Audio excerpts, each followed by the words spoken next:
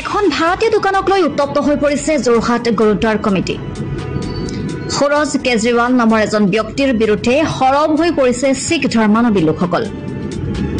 উল্লেখযোগ্য যে সৰোজ কেজৰিৱালৰ দেউতাক স্বৰ্গীয় সন্তোষ কেজৰিৱালৰ লগত প্ৰায় 20 বছৰ আগতে 900 বৰ্গফুট এখন দোকানৰ কাৰণে চুক্তিবদ্ধ হৈছিল।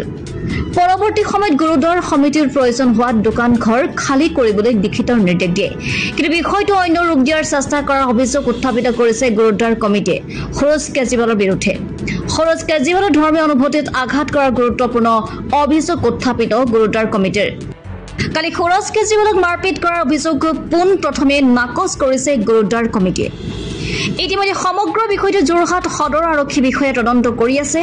আচলতে কি হৈছিল কালি তদন্তৰ শেষতে সকলো কথা জানিব পৰা যাব। যোৰহাটৰ পৰা পৰাণ মেধিৰ ৰিপৰ্ট, আছাম লাইভ 7।